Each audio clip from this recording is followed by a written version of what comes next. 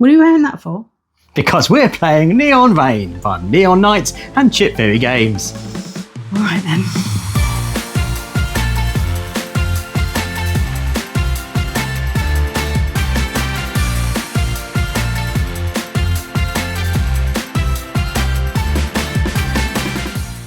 Hi, I'm Libby, this is Julian, and welcome to Box Meeples. Yes, today we are talking about Neon Rain, a game that we were kindly given by Chip Theory Games whilst we were at UKGE. You went and saw them. Yeah, so I was strolling around the expo and this fluorescent game of joy spoke to me. I think if you watch back the vlogs, you'll see how excited I was that there was this game inspired by those arcade brawlers of the late 80s, early 90s, drenched in neon with a kind of anime, slightly aesthetic, and set in a kind of cyberpunk world. Yeah, it could be more your aesthetic if it tried. It's got your name written all over it in terms of the art, the theming, just everything. And yeah, I got to sit down and play it. And as soon as I did, I was like, let's play another game, which may be late for things I had to go to. But it's just one of those games that just felt very Moorish and slightly addictive. Now, the game we are playing with today was given to us, and it is the deluxe version. So the difference in there is you get some deluxe chips, and it looks a little bit fancier. And if you want to get hold of this copy, you have to head to the Chip Theory website. Yes, but the retail version, which has the normal punch board of the stars and the shields and the coins, will be available. But enough time talking about it. I think it's time to board.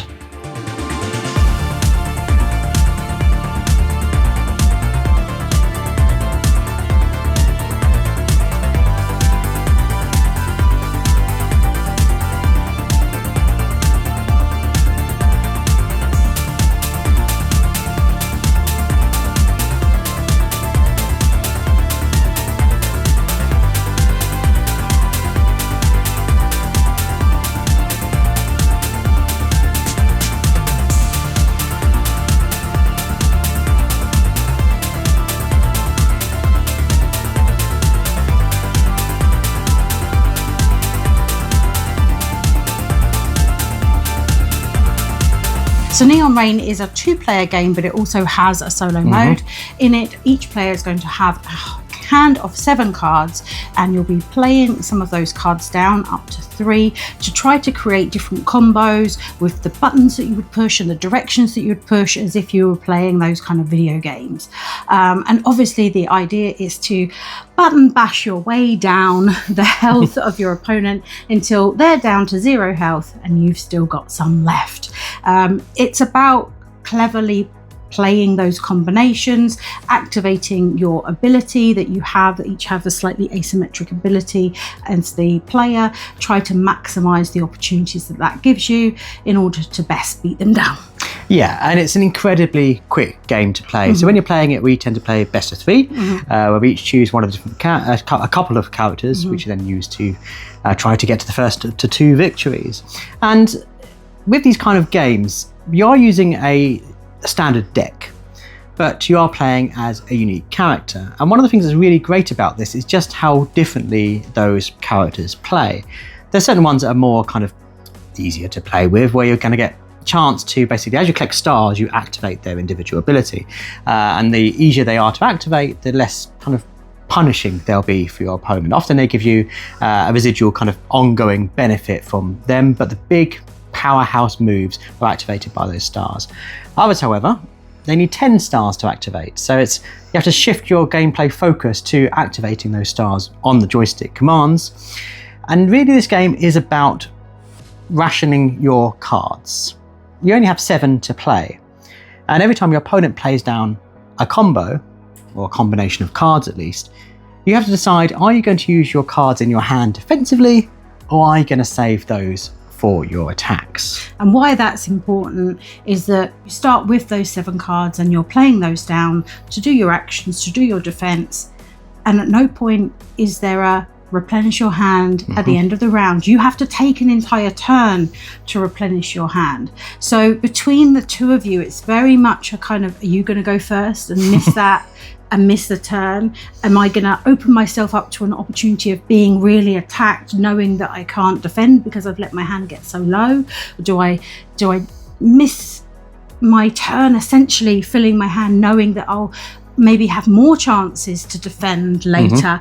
And it's that timing between the two of you, but also managing your own deck timing that really makes this game have that bit of a twist and be really interesting. You really feel vulnerable when you only have a few cards in your hand. It's like, okay, I need to take this time to get the cards in, knowing that what you're going to do. But at least by then drawing the cards, you have defensive cards in hand to then use on your opponents. But you do feel like you're kind of wasting a turn slightly as you kind of try to replenish. Yeah, and we seem to find ourselves, one person sort of bites the bullet and goes, I'm going to replenish. Oh, me too. I'm doing that too. I'm doing that as well. Obviously, you've got permission to do it. Thank goodness. Great. Okay, yes. Now full card. What can I do? What amazing combos can I do?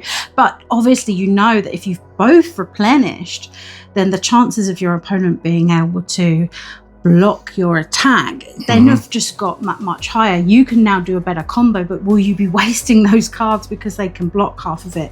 So yeah, some real tension in terms of what you play when and how you replenish your hand. And it's really clever how those cards all do work, because yes, you need to have those defensive powers, but you also need to maximize those combos. A different combination of joystick commands with button commands will give you different benefits. So you have to work out which of the options am I going to play that's in my hand to get that benefit. Sometimes you just want to focus on recovering health, getting those hearts or getting those stars to activate your personal ability. Sometimes you're trying to get shields so you can essentially build up defenses against larger attacks. But all the time you're doing that, obviously you're not causing damage.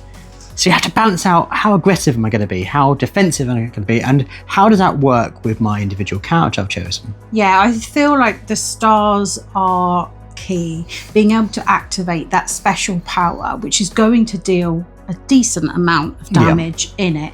And if you can combine that with a good damage turn as well. I mean, we had turns where we were doing 12 damage, sometimes more.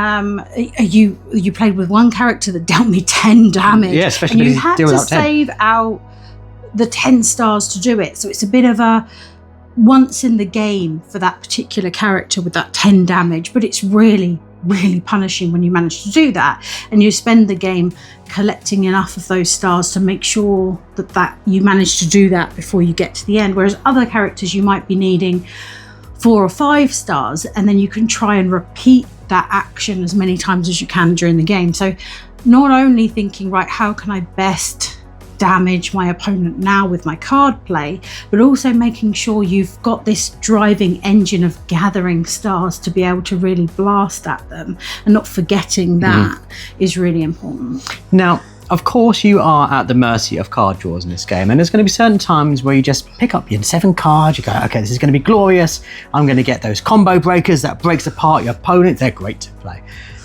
And you just look at your hands like, it's all joysticks. What can I do with this? Yes, I can be a defensive, but I'm not going to be doing anything. But obviously, they are curated decks, so you know what's in there, and obviously drawing those joysticks means they won't come later on. And also, with that combo breaker card, if that's in your hand, when do you play it? Because you want to play it at a maximum time where someone's about to do sort of 12 damage to you. Breaking that combo apart will fracture how many points of damage they're going to be able to do to you. But maintaining it in your hand for ages is clogging up a space. So that there is that card economy. But if you do draw a dud hand, you're playing it out, you do know that your opponent is also going to have a chance of equally drawing a dud hand. And it's very much within the fabric of the game of you having to deal with that.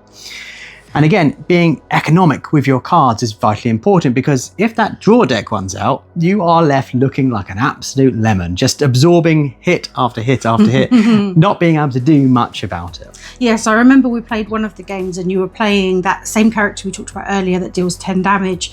Also, has a mechanism where they have to draw cards and discard cards during their turn, so they get through their deck a lot quicker. And I happen to have an opponent who, when they activated their star ability, also made them discard more cards from their deck. So I think some of those nice characters balance together well, where you can really try to drive someone through their deck quicker. And there's nice combinations like that of playing different opponents against each other. And you can draft your opponents between you at the beginning, or you can random pull. There's lots of different options to do with that. Now, this is a I hate to say the phrase simple to learn, easy to hard to master, but it is one of those games. There's literally only 2 things you do. You play down up to 3 cards, you can defend with the cards, and then you draw cards. It's very simple to explain, but because it's so quick to play, it's a great pub game. Yeah. Especially if the indestructible PVC cards that we have, those kind of classic chip theory game cards that I don't know what you could do to destroy them. I'm pretty sure they'll survive some sort of nuclear winter. But being able to sit in the pub and after a while, this might get some beer on it, it's not a problem. And because it does play so quickly, it does lend itself to that. And it's very eye-catching. Yeah. I remember when I was at Games Expo, I saw 2 people who were demoing the game. They sat down and they said, should we show you a game? And I was like, yeah, I've already learned, but why don't you have a game? I'll do some filming. And they belted out a 3-round game in about 5 minutes. Once you know how to play it, it is fast and it's exciting. And because you can read what your opponent's doing, you just know, that was bad for you and it felt glorious. Yeah, well, and we haven't got that quick yet, but I can see that happening once you stop checking which combo is this and which combo is that. And, you know those individual abilities. So there's one character who has a different ability with the up arrow, which normally doesn't do a great deal. As much as some of the other buttons do in the game. Whereas this one lets you sort of monopolize on that a little bit more.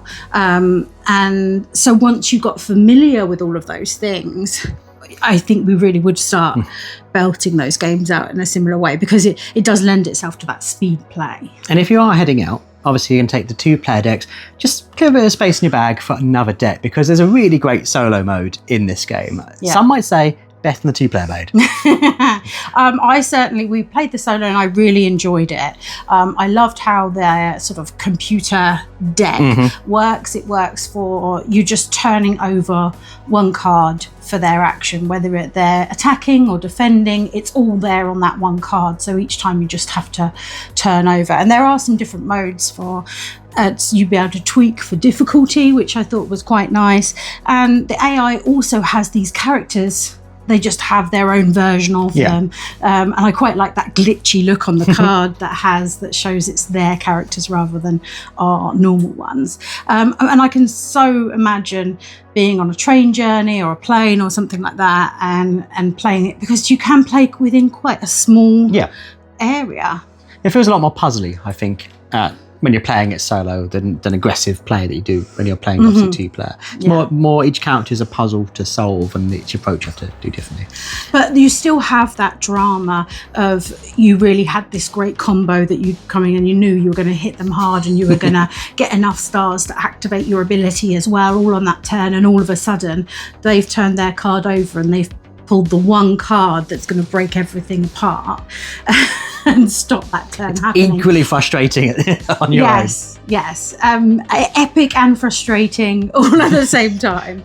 Made slightly better because you haven't got someone opposite you cackling and doing a little victory dance. They just combo broke your amazing turn. Which you've done most of the games that we've played. I blame it on your history of video gaming against my history of just button bash and hope for the best. It seems like that's translated. I have a mastery of the combos, and I know why it's called a combo breaker. That's how much I love this game. Obviously, if you've often be a bit intimidated by chip theory games, this is a kind of great entry point with that really luxe finish that company is so well known for. Yeah, it's lovely to have a small box game that has all of that great component that they've become known for. Of course, if you're interested in buying this game, a good place to go is your friendly local game store. And for us in the southeast of England, that is, of course, Chaos Cards. And if you want to save some money, good way of doing that, using a discount code you'll find in the description at the checkout, and you'll save some pennies when you're buying online. Yeah, but do remember they do have the deluxe version on their website at Chip Theory as well. Of course, if you're not subscribed to us, then please do so. It does help us out quite a bit. And let us know, what do you think of Neon Rain? Is it a game that appeals to you? Do you have history with that video game button bashing stuff? We would love to hear from you.